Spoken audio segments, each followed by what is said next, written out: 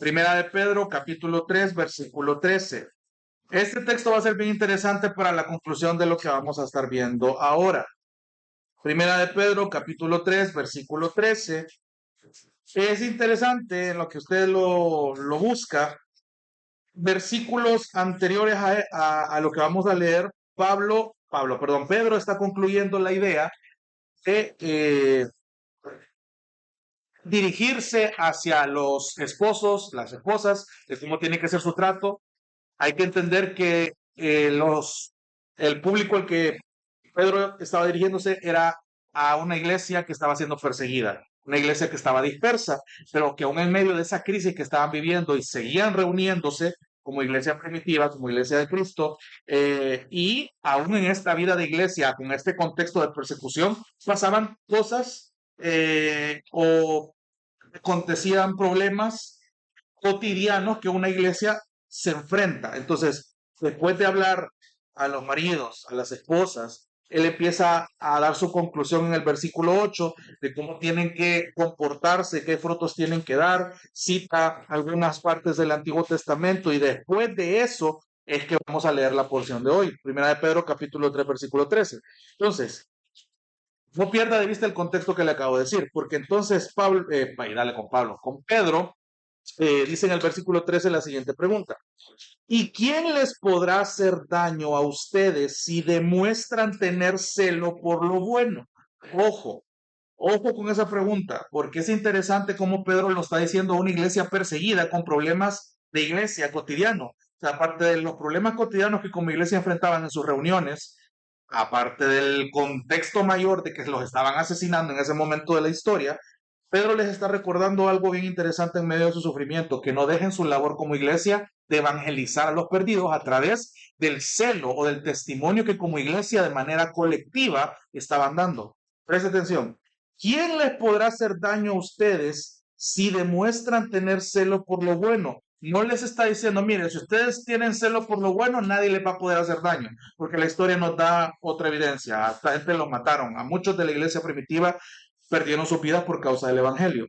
Pero lo que está diciendo lo va a aclarar más en los versículos siguientes. ¿Quién les podrá hacer daño a ustedes si demuestran tener celo por lo bueno? Pero, ahí está el pero, versículo 14, aún si sufren por causa de la justicia, dichosos son. Si ustedes están sufriendo por la causa correcta, son dichosos, son bienaventurados, son felices, dice otra traducción, pero la considero muy incorrecta en ese sentido. Y no tengan miedo por temor a ellos, ni se turben, porque otra vez era una iglesia perseguida, era una iglesia que estaba sufriendo, los estaban matando. Y la exhortación y el punto que quiero llegar acá es el versículo 15. El versículo 15 es bastante importante para lo que vamos a ver hoy. Sino que en lugar de tener temor por lo que ya les estaba aconteciendo, dice, santifiquen a Cristo como Señor en sus corazones. Otra manera de decirlo es que la santidad que ustedes anhelan, aspiran y modelen refleje a Cristo. Que en el interior esto se note al exterior. ¿Cómo? Santifiquen a Cristo como Señor en sus corazones de esta manera, estando siempre preparados para presentar defensa ante todo el que les demande razón de la esperanza que hay en ustedes.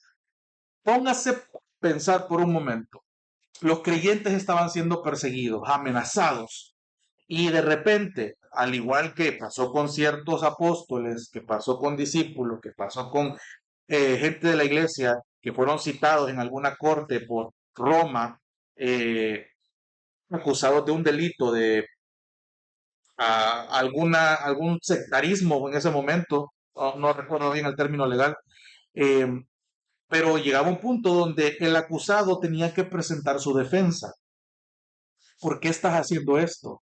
¿Por qué vas en contra de las leyes de Roma? ¿Por qué estás proclamando un rey que no es el César? ¿Por qué estás hablando de un reino si no estás en ese reino ahorita? No es el que tenemos ahorita.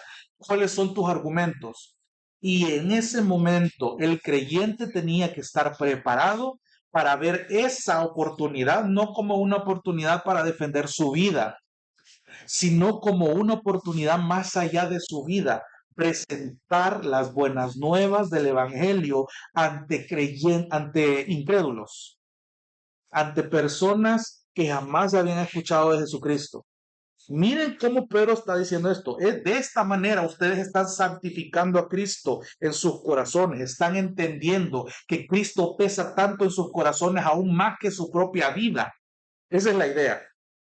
Entonces, santifiquen a Cristo como Señor en sus corazones, estando siempre preparados porque no sabían a qué momento les iba a tocar estar en esa situación. El mandato era, estén siempre preparados para presentar defensa ante todo el que les demande razón de la esperanza que hay en ustedes. Pero háganlo con mansedumbre y con reverencia. Y estos dos elementos subrayenlos. Porque aquí tiene sentido todo lo que hemos estado viendo las semanas pasadas. ¿Cómo se tiene que presentar la defensa de la esperanza que hay en nosotros? Con mansedumbre y reverencia. No con un megáfono reventándome la garganta, mandándolos al infierno con cero pizca de mansedumbre. Yo puedo tener toda la esperanza, todo el argumento para presentar una defensa, pero no se trata de una batalla de argumentos. O sea, porque habemos muchos hermanos y hermanas que tenemos ese celo correcto por defender la causa del Evangelio, por proclamar el Evangelio, pero no hay ni mansedumbre ni reverencia para presentarlo. Y ahí hay un problema. Entonces, pero háganlo con mansedumbre y reverencia. Qué interesante que esta actitud esté siendo demandada de creyentes que se están presentando ante incrédulos. Y miren lo que sigue diciendo. Teniendo buena conciencia. ¿Para qué? ¿Cuál es el propósito de estas cualidades? Para que en aquello en lo que son calumniados, acusados, difamados, sean avergonzados los que hablan mal de la buena conducta de ustedes en Cristo. En Cristo. Pues y versículo 17, y a mí esto me trajo un gran consuelo cuando lo estudié. Pues es mejor padecer por hacer el bien, si así es la voluntad de Dios, que por hacer el mal. Vamos a orar rapidito. Padre, gracias te doy en esta preciosa noche porque tú has provisto lo necesario, nos has equipado con tu palabra, nos permites entender todo esto. Pero una vez más, Señor, acudimos a ti para que tu Espíritu Santo nos dé el valor, la capacidad y inclinarnos a la acción para poner todo esto en práctica, Señor. Hemos aprendido mucho. Permítenos, oh Dios, no desperdiciar este tiempo meditando en tu palabra, atesorándola como debemos, pero también poniéndola por obra. Gracias porque el primer día del 2026 queremos tener esto en nuestro corazón y atesorarlo porque sabemos que esto va a ser una guía por el resto de nuestra vida. Gracias por quienes ya estamos presentes, por los que vienen en camino, Dios, por los que van a ver este estudio más adelante en las redes sociales. Gracias por todo en el nombre de Jesús. Amén. Ya. Bueno, eh, iniciamos potente con este texto de Pedro, pero no quiero soltar lo que ya vimos la semana pasada y todo lo que hemos estado viendo respecto al evangelismo. La semana pasada, solo para amarrar el hilo, nos quedamos en el texto de Apocalipsis 3:20, que ya vimos lo que fue eso, de darnos cuenta de cómo a veces este texto es mal sacado de contexto a la hora de hacer un evangelismo, de decir que Jesús es un caballero que está tocando a la puerta, llamando, mendigando amor, esperando que lo inviten a su corazón, pero ya vimos que el contexto no se refiere a eso, sino que Cristo está haciendo un llamado al arrepentimiento a una iglesia llena de incrédulos que creían que estaban bien delante de Jesucristo. Más bien era una advertencia de juicio y un llamado al arrepentimiento.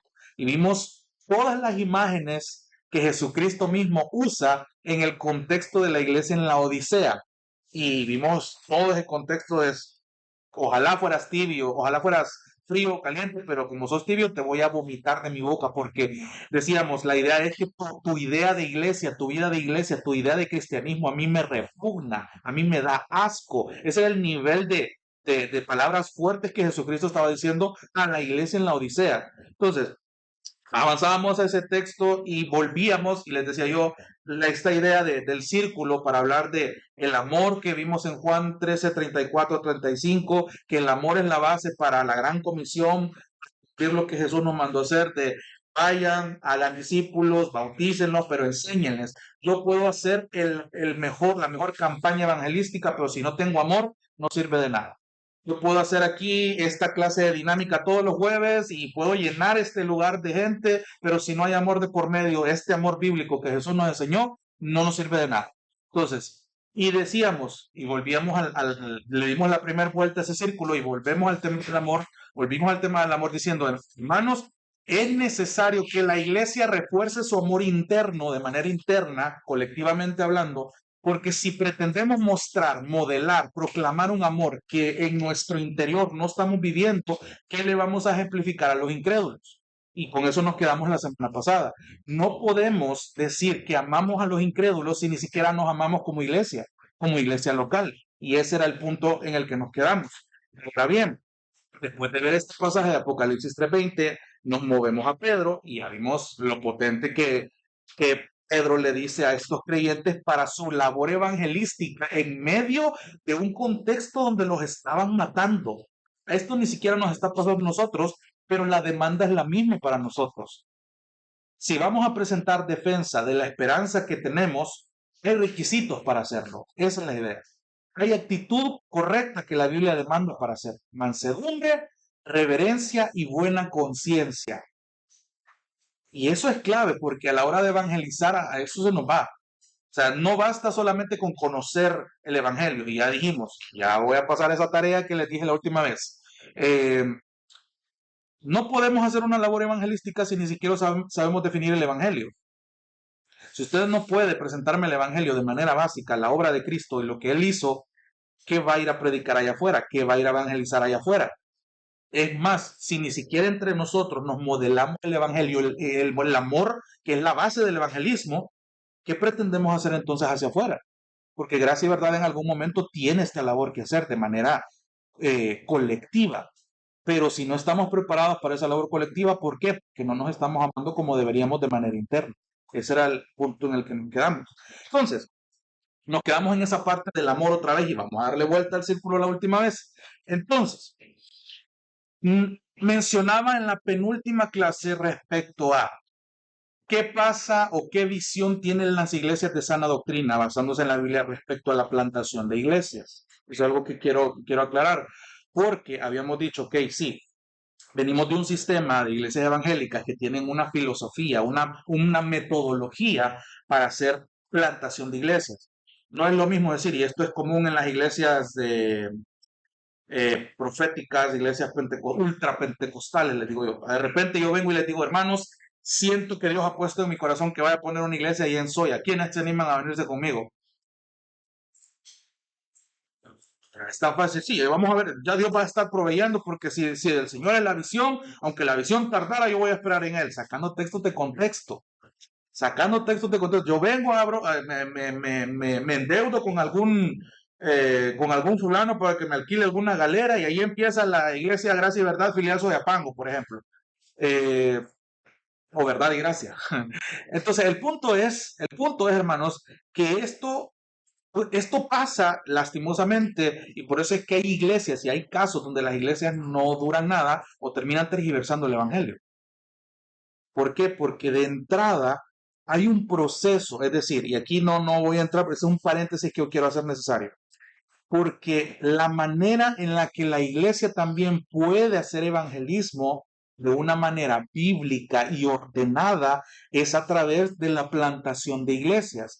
Pero para una plantación de iglesias se requiere, y ojo con esto, y le voy a dar esta lista, para una plantación bíblica de una iglesia se requiere tiempo, porque si usted lee Primera de Timoteo 3, aquellos que son llamados al ministerio, aquellos que son llamados al obispado, pastorado, ancianato, como lo quiera llamar, lo primero que usted ve es que el que anhela obispado, buena obra desea. El primer requisito para un fulano que pretenda plantar una iglesia es que anhele el ministerio, que Dios lo llame, pero ese llamado no solamente es porque Él se lo va a imponer a la gente, sino que la congregación tiene que dar fe de que esta persona tiene el llamado al pastorado, al obispado, al ancianato. Entonces, solo partiendo de ahí, eso no va a pasar de la noche a la mañana. Solo porque usted se lleva bien conmigo o me tiene agregado en redes sociales o hemos salido a comer más de una vez, piensa que yo voy a ser un buen pastor y le digo, mire, yo le puedo meter la mejor labia y vámonos para Soyapango y ya está la nueva iglesia. ¿Usted cree que realmente es una labor correcta? No. Se necesita sabiduría. ¿Por qué? Porque ya aprendimos que ganar almas requiere sabiduría. El que gana almas es sabio. Ya vimos el contexto de eso. ¿Qué más se necesita? Esta experiencia. Es decir, yo no puedo colocar a alguien o imponer a alguien que ni siquiera sabe cómo relacionarse con los hermanos. Y los hermanos no se pueden relacionar con esta persona porque no hay una comunión. ¿Qué más se necesita? Apoyo. Un solo pastor que vaya él por sí mismo y lastimosamente esa es como la tradición, la metodología que se hace en otras organizaciones. Anda vos y que el Señor te provee ahí ve cómo resolves. Miremos el ejemplo de Pablo.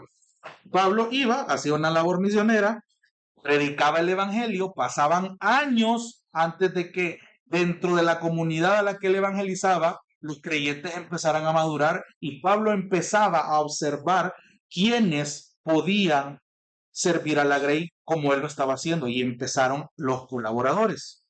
Y ahí es como él empieza a levantar hombres para equiparse en la palabra. Así estaba Tito, así estaba Epafras, así estaba Timoteo, y muchos etcétera ahí. Entonces, se requiere apoyo para una plantación bíblica y ordenada. ¿Qué más se requiere? El apoyo financiero, hermanos. No nos engañemos en ese sentido. Miremos el caso de Corintios y la iglesia en la Odisea. Para la iglesia de Jerusalén, en el contexto de los Corintios, llega un punto donde la iglesia en Jerusalén necesitaba ayuda económica. Y qué interesante que una lección que aprendieron los judíos que se creían exclusivos y que no necesitaban ayuda porque eran el pueblo escogido de Dios y Dios los iba a sacar de aguas, necesitaban ayuda económica. Y la iglesia de gentiles es la que viene a apoyarles económicamente a ellos. O sea, aquí no se trata de equipar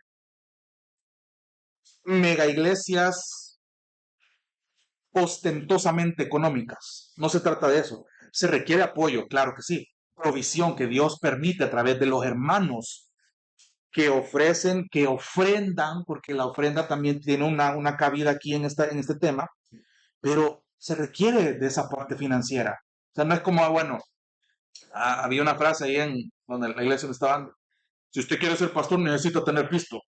Esa era la frase que nos decían.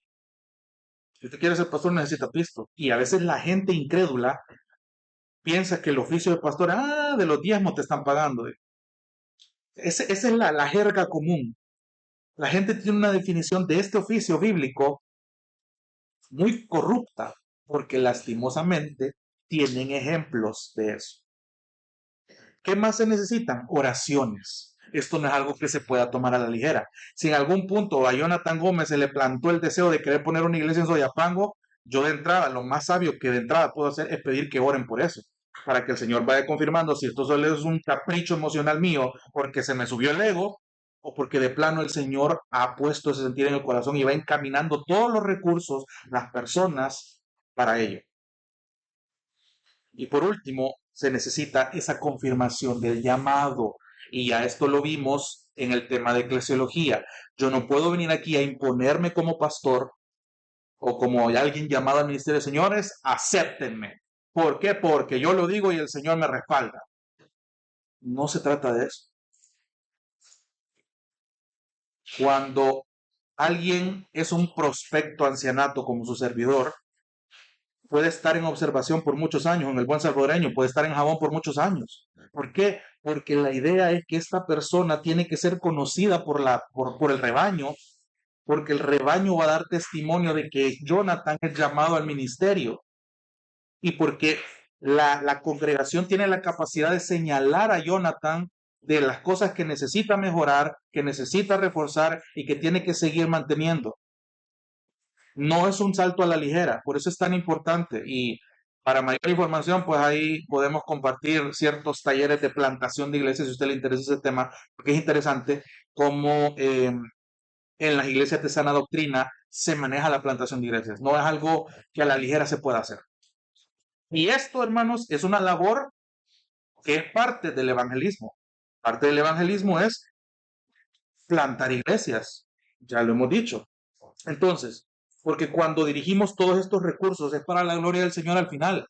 Si hay una colonia aquí en San Salvador que por alguna extraña razón, habiendo tantas iglesias evangélicas, eh, no han conocido la palabra de Dios, pues ahí está la oportunidad, pero el Señor va imponiendo el querer como el hacer. Entonces, cierro este paréntesis. Amadas hermanas y hermanos, teniendo en vista todo lo que hemos estado aprendiendo, solo quiero dar estas breves sugerencias, recomendaciones, consejos respecto al evangelismo.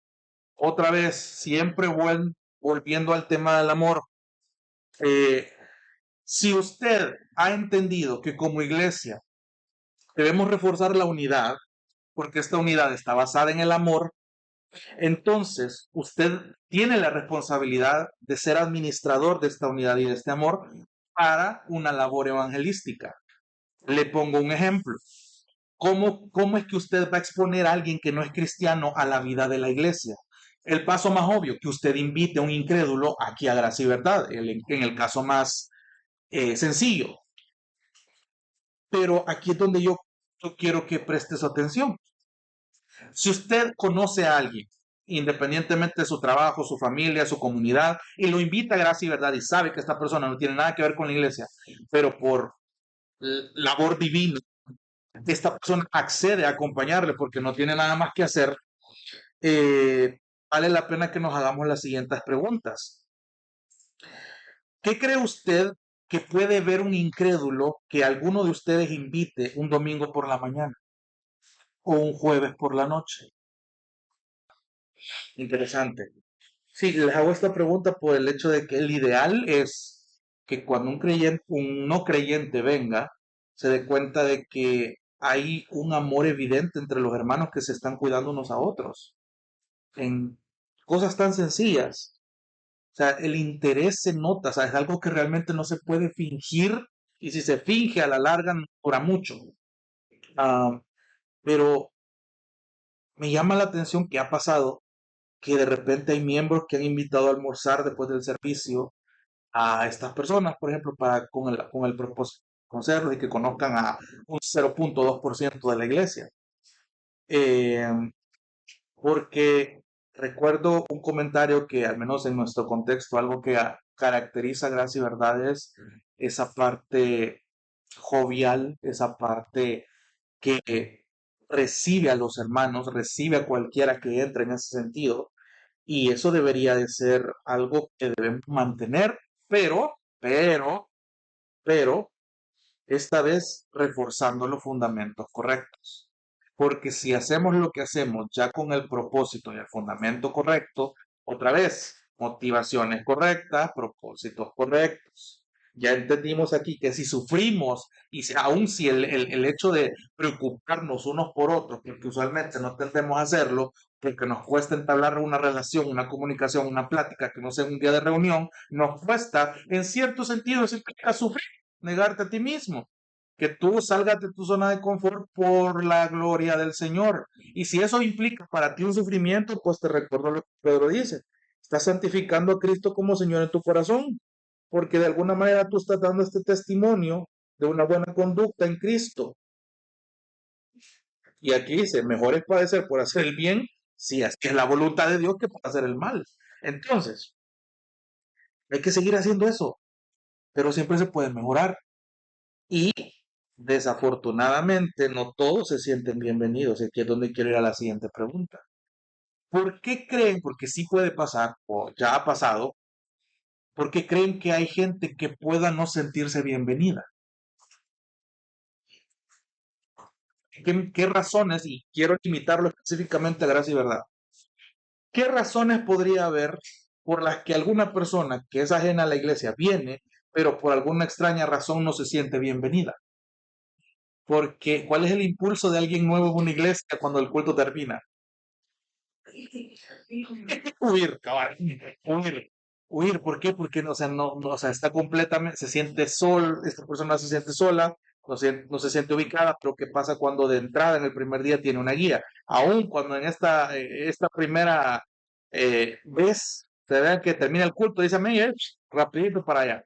Siempre tiene que haber algún hermanito o hermanita audaz que de un solo, el primero que vaya a la puerta, a seguirlo. Eres hermano, eres hermana. Entonces, y que traigo esta pregunta a colación porque todos en algún momento hemos experimentado esa primera vez. No necesariamente aquí en Gracia y Verdad, para los que estuvimos en otras iglesias, creo que la sensación es familiar. O sea, nos sentimos y lastimosamente no todos hemos tenido buenas experiencias al ir por primera vez a una iglesia, como invitados o como incrédulos en algún punto. Eh, y eso habla mucho de cómo esto debe cargar nuestro corazón, porque otra vez, si se supone que el amor por compartir el testimonio del Evangelio, voy a reformular, el Evangelio es poder de Dios, la palabra lo dice. El Evangelio tiene ese poder sobrenatural para transformar. Lo hemos aprendido en sermones y en estudios. Entonces, el poder transformador del Evangelio que ha transformado todas estas vidas presentes y lo sigue haciendo, tiene que hacer un efecto. Y a tal punto de que la gente lo note como de manera colectiva, porque estamos evidenciando una unidad y un amor que allá afuera no cualquiera la tiene. Y en esto puedo encasillar que es la labor del Evangelio. ¿Por qué es que hay creyentes de gracia y verdad que incluso pueden hablar de su vida de iglesia en su trabajo, por ejemplo? Porque qué triste, y no estoy diciendo que vaya a hacer un culto ahí en su trabajo ahorita, sino que ¿qué le limita a usted a hablar de su vida de iglesia en su trabajo, en su momento de conversación con alguien? ¿Qué oportunidades usted ha olfateado en cierto sentido para decir, yo le voy a hablar, ¿cómo estuvo tu fin de semana, fulano, sutano, mengano? Y usted puede ir, ver, fíjate que yo estuve en la iglesia y verás qué chivo lo que estuvo pasando ahí con los hermanos, aprendimos algo bien importante. Y probablemente la persona incrédula esté atravesando por una situación donde la Biblia tiene una respuesta que esta persona necesita en su momento y cosas así. Le estoy poniendo un escenario que no es imposible, pero que usted debe prestar atención. ¿Por qué? Porque se supone que usted está movido por el amor por las almas, porque estas almas sean expuestas. Pero otra vez, se supone que esto que ya está haciendo con los de afuera, lo está practicando con los de adentro. Pero si usted no siente ningún interés por el crecimiento y la madurez de los que tiene alrededor, sino solo por los de su círculo, por ejemplo, usted entonces me va a crear una lista de pecadores incrédulos que cumplan con este perfil, porque solo a este perfil usted va a buscar evangelizar. Y ahí hay un problema. Entonces, usted tiene una responsabilidad que tiene que ejercer para preservar la unidad primero aquí adentro. Y lo voy a reforzar, hermanos.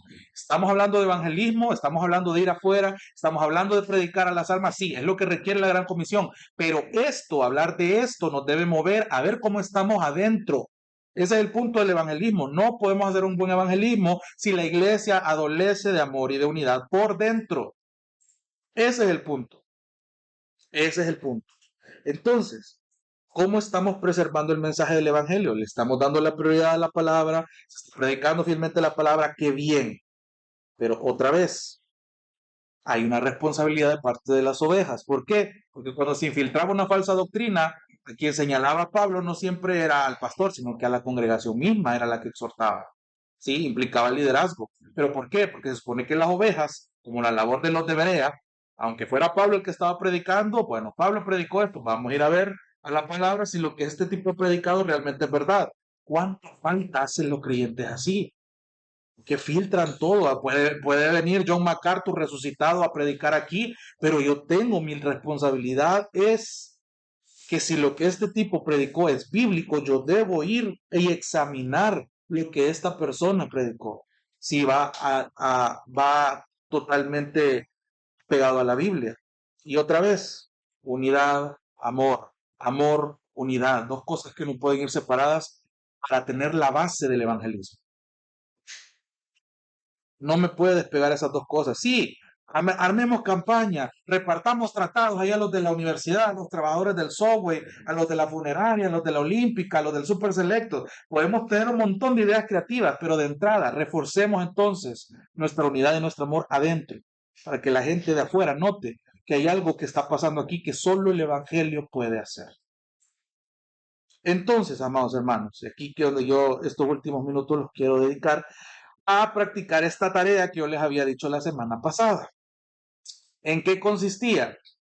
Básico, hermano, hermana, si usted es creyente, ha nacido de nuevo, el Espíritu Santo le convenció del pecado, de justicia y de juicio, y ahora es nueva criatura, como lo declara la Escritura en la canción de Jesús Adrián, entonces usted tiene la capacidad, o debería tener la capacidad de definirme el Evangelio, de presentarme el Evangelio. Entonces, supongamos que ahorita yo soy un incrédulo. Yo no conozco absolutamente nada. Parezco incrédulo, pero no lo soy, hermano. Entonces, yo ahorita voy a agarrar a cualquiera de ustedes, porque por todos no me da. Y yo necesito, hermanos y hermanas, que usted sea capaz de agarrar un texto de la Biblia en su contexto y en sus palabras. Yo no le estoy pidiendo una defensa y una tesis teológica. Simplemente me explique en palabras sencillas cómo usted me presenta el Evangelio. Si yo, como incrédulo, tengo el acceso a poder escucharle. Pero antes de ello, déjeme darle unos últimos consejitos. ¿Cómo va a presentar el Evangelio entonces? Otra vez, lo primero que vimos de entrada. ¿Se acuerda de lo que Pablo predicó en los Corintios 15? Primero a los Corintios 15, del 3 al 4. Lo que Pablo predicó, sencillamente las buenas nuevas fueron tres cosas. Cristo murió por los pecadores, él fue sepultado y él resucitó. Eso fue lo que Pablo predicó. Ahora, ¿qué es lo que tiene que creer alguien sobre Cristo para ser salvo? Bueno, primero que Él es Dios. Esto es básico. Espero que estén anotando lo que han traído cuadernos, porque son textos básicos que usted tiene que anotar y que me va a exponer y que va a exponer en su momento cuando el Señor le presente la oportunidad. Que Él es Dios, Juan 1:1. En el principio era el verbo estaba con Dios y el verbo era, ahí está. Entonces, ¿qué más tiene que creer alguien sobre Cristo para ser salvo? Que Él es la única vía al Señor. Juan 14:6. Él es la única vía. Jesús dijo, yo soy el camino y la verdad y la vida. Nadie puede acceder al Padre si no es a través de mí. ¿Qué más tiene que creer alguien sobre Jesucristo para ser salvo? Que Él es el único camino a la salvación. Hechos 4:12. En ningún otro nombre se puede ser salvo más que por el nombre de Cristo. Estoy parafraseando Hechos 4:12. Y para que vea que aquí hasta le estoy ayudando aquí. Ahí quiero ver 1, 2, 3, 4, 5, 6 versículos clave que yo le puedo compartir y que están en muchos tratados para compartir el Evangelio. Versículos clave. Juan 1:12. Juan 1:12. Mas a todos los que le recibieron, a los que creen en su nombre, les dio la potestad de ser llamados hijos de Dios. Romanos 3:23. Usted ya se lo puede. Por cuanto todos pecaron, están destituidos de la gloria del Señor. Romanos 3:23, Romanos 5:8 también. Romanos 6:23. Romanos 10:9. Y Primera de Pedro 2:24.